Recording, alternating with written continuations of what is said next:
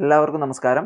+1 പ്രവേശനത്തിന് അപേക്ഷിച്ചിട്ട് ഇതുവരെ പ്രവേശനം ലഭിക്കാത്തവർക്കും അതുപോലെ തന്നെ +1 പ്രവേശനത്തിന് ഇതുവരെ അപേക്ഷിക്കാൻ സാധിക്കാതിരുന്ന വിദ്യാർത്ഥികൾ, അതായത് 10ാം ക്ലാസ്സിലെ സേ പരീക്ഷ വിജയിച്ച വിദ്യാർത്ഥികൾക്കും മറ്റേതെങ്കിലും കാരണവശാൽ +1 പ്രവേശനത്തിന് അപേക്ഷിക്കാൻ സാധിക്കാതെ പോയ വിദ്യാർത്ഥികൾക്കൊക്കെ ഇപ്പോൾ സപ്ലിമെന്ററി അലോട്ട്മെന്റിന് അപേക്ഷിക്കാൻ സാധിക്കുന്നതാണ്. ഇനി +1 പ്രവേശനം ലഭിക്കാത്ത വിദ്യാർത്ഥികൾക്ക് അപേക്ഷിക്കാവുന്ന അല്ലെങ്കിൽ +1 പ്രവേശനത്തിന് സീറ്റ് കിട്ടാൻ സാധ്യതയുള്ള 3 മേഖലകളുണ്ട്. ഒന്ന് നമ്മുടെ സാധാ ഹയർ സെക്കൻഡറി, അതുപോലെ വൊക്കേഷണൽ ഹയർ സെക്കൻഡറി അഥവാ VHSC കോഴ്സുകളുണ്ട്. അതുപോലെ മോഡൽ റെസിഡൻഷ്യൽ സ്കൂളുകൾ, അതായത് ST SC വിഭാഗങ്ങൾക്കാണ് കൂടുതലായിട്ട് സീറ്റുകൾ ഉള്ളത് എങ്കിൽ തന്നെ മറ്റു വിഭാഗക്കാർക്കും അവിടെ പഠിക്കാം. അതായത് അവിടെ താമസിച്ച് പഠിക്കുന്ന ഒരു സംവിധാനമാണ് മോഡൽ റെസിഡൻഷ്യൽ സ്കൂളുകൾ. അവിടുത്തെ പ്രവേശനത്തിനും ഇപ്പോൾ നമുക്ക് ഈ ഒരു സപ്ലിമെന്ററി ഘട്ടത്തിൽ അപേക്ഷിക്കാം. പ്രത്യേകം ശ്രദ്ധിക്കുക, ഈ 3നും 3 അപേക്ഷകളാണ്. +1 സപ്ലിമെന്ററി അലോട്ട്മെന്റ് അപേക്ഷിക്കേണ്ടത് ഓൺലൈൻ ആയിട്ടാണ്. hscap.kerala.gov.in എന്ന് പറയുന്ന വെബ്സൈറ്റ് വഴി ഹയർ സെക്കൻഡറി സപ്ലിമെന്ററി ഘട്ടത്തിന് അപേക്ഷിക്കാം. അതുപോലെ തന്നെ മോഡൽ റെസിഡൻഷ്യൽ സ്കൂൾ പ്രവേശനത്തിനും ഈ ഒരു വെബ്സൈറ്റ് വഴി തന്നെയാണ് അപേക്ഷിക്കുക.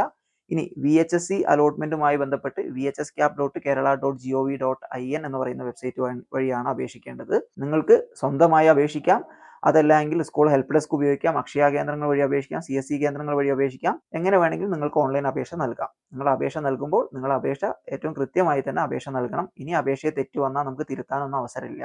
അപ്പോൾ ഇന്നത്തെ വീഡിയോയിൽ +1 സപ്ലിമെന്ററി ഘട്ടത്തിൽ ആർക്കൊക്കെ അപേക്ഷ നൽകാം, ആർക്കൊക്കെ അപേക്ഷ നൽകാൻ സാധിക്കില്ല, അപേക്ഷ കൊടുക്കുമ്പോൾ എന്തൊക്കെ കാര്യങ്ങളാണ് ശ്രദ്ധിക്കേണ്ടത് തുടങ്ങിയിട്ടുള്ള എല്ലാ വിവരങ്ങളും നോക്കാം. അപ്പോൾ ഒരു +1 പ്രവേശനത്തിന്റെ സപ്ലിമെന്ററി ഘട്ടത്തിൽ പുതിയതായിട്ട് അപേക്ഷ സമർപ്പിക്കാൻ സാധിക്കുക, അതായത് ക്രിയേറ്റ് കാൻഡിഡേറ്റ് ലോഗിൻ എന്ന് പറയുന്ന ഓപ്ഷൻ ഉപയോഗിച്ച് പുതുതായിട്ട് അപേക്ഷ സമർപ്പിക്കാൻ സാധിക്കുക. ഇതുവരെ +1 പ്രവേശനത്തിന് അപേക്ഷിക്കാൻ സാധിക്കാത്ത വിദ്യാർത്ഥികൾ, അതായത് SSLC സേ പരീക്ഷ എഴുതി വിജയിച്ച വിദ്യാർത്ഥികൾക്ക് പുതുതായിട്ട് അപേക്ഷിക്കാം.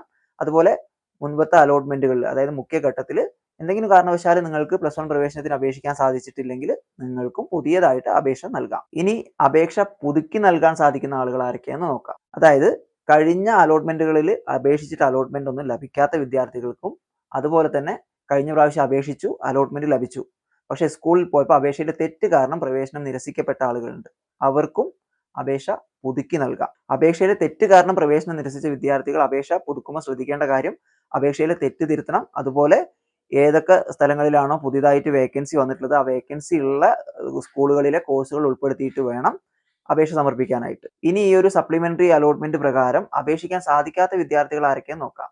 അതായത് മുൻപത്തെ അലോട്ട്മെന്റുകളിലൊക്കെ അലോട്ട്മെന്റ് ലഭിച്ചു, അതായത് ഏതെങ്കിലും ഒരു കോട്ടയിൽ, അത് മെറിറ്റ് കോട്ടയാവാം, സ്പോർട്സ് കോട്ടയാവാം, മാനേജ്മെന്റ് കോട്ടയാവാം, കമ്മ്യൂണിറ്റി കോട്ടയാവാം, ഏതെങ്കിലും ഒരു കോട്ടയിൽ പ്രവേശനം നേടിയ വിദ്യാർത്ഥികൾക്ക് ഈ സപ്ലിമെന്ററി ഘട്ടത്തിൽ നിങ്ങൾക്ക് അപേക്ഷ സമർപ്പിക്കാൻ സാധിക്കില്ല. അതുപോലെ തന്നെ മുൻപത്തെ അലോട്ട്മെന്റ് ലഭിച്ചു പക്ഷേ സ്കൂളിൽ ചേർന്നില്ല, അങ്ങനെ നോൺ ജോയിനിങ് ആയിട്ടുള്ള ആളുകൾക്കും അപേക്ഷ ഈ ഒരു സപ്ലിമെന്ററി ഘട്ടത്തിൽ അപേക്ഷിക്കാൻ സാധിക്കില്ല.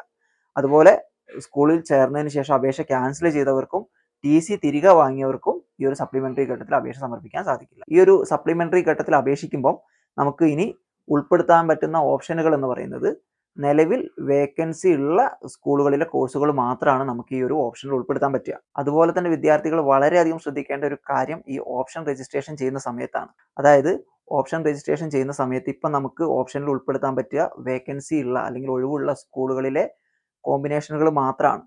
അതുകൊണ്ട് തന്നെ പല വിദ്യാർത്ഥികളും തൊട്ടടുത്ത് ചിലപ്പോൾ സ്കൂളുകൾ ഉണ്ടാകും, അതെനിക്ക് ഇഷ്ടമല്ല, അവിടുത്തെ കോഴ്സ് എനിക്ക് താല്പര്യമില്ല, എനിക്ക് അവിടെ പോകാൻ താല്പര്യമില്ല എന്നൊക്കെ പറയും. അപ്പോൾ നിങ്ങൾ ഇനി മനസ്സിലാക്കേണ്ടത്, ഇനി നമുക്ക് പ്രവേശനം നേടാനുള്ള അവസരം ഇല്ല. അതുകൊണ്ട് തന്നെ നിങ്ങളുടെ തൊട്ടടുത്തുള്ള സ്കൂളിൽ നിങ്ങൾക്ക് താല്പര്യമുള്ള കോമ്പിനേഷനിൽ സീറ്റ് ഉണ്ടെങ്കിൽ നിങ്ങൾ കൊടുക്കണം. കാരണം നിങ്ങൾക്ക് താല്പര്യമുള്ള സ്കൂളിൽ നിങ്ങളുടെ ഗ്രേഡ് വെച്ചിട്ട് അവിടെ കിട്ടാൻ സാധ്യതയുണ്ടോ എന്നുള്ളത് നിങ്ങൾ ഓരോരുത്തരും സ്വയം ചിന്തിച്ച് നോക്കുക. കിട്ടാൻ സാധ്യതയില്ലെങ്കിൽ തൊട്ടടുത്ത സ്കൂളുകളും നിങ്ങൾക്ക് പോയി പഠിക്കാൻ പറ്റുന്ന സ്കൂളുകളൊക്കെ നിങ്ങൾ ഓപ്ഷനിൽ ഉൾപ്പെടുത്തി പരമാവധി പ്രവേശനം ഉറപ്പാക്കണം. നമ്മൾ ഒഴിവുള്ള, നമുക്ക് പോകാൻ പറ്റിയ നമ്മുടെ തൊട്ടടുത്തുള്ള സ്കൂളുകളൊന്നും കൊടുത്തിട്ടില്ലെങ്കിൽ നമുക്ക് +1 എവിടെയും പ്രവേശനം കിട്ടാത്തൊരു സാഹചര്യം വരും. അതുപോലെ തന്നെ വിദ്യാർത്ഥികൾക്ക് ജോലി സാധ്യതയൊക്കെ ഉള്ള ഒരു കോഴ്സാണ് VHSCയിലുള്ളത്, അതായത് വൊക്കേഷണൽ ഹയർ സെക്കൻഡറി എന്ന് പറയുന്ന VHSC പ്രവേശനം. ഇപ്പോൾ VHSCക്ക് നിങ്ങൾ അപേക്ഷ കൊടുക്കണമെങ്കിൽ അതിനും വേറെ അപേക്ഷ തന്നെ കൊടുക്കണം. ഇതിൽ തന്നെ പല പല പല കോഴ്സുകളുണ്ട് VHSCയിൽ. ഒക്കെ നമുക്ക് എന്താ പറയുക, ജോബ് ഓറിയന്റഡ് കോഴ്സുകളാണ്, ജോലി സാധ്യതയുള്ള കോഴ്സുകളാണ്.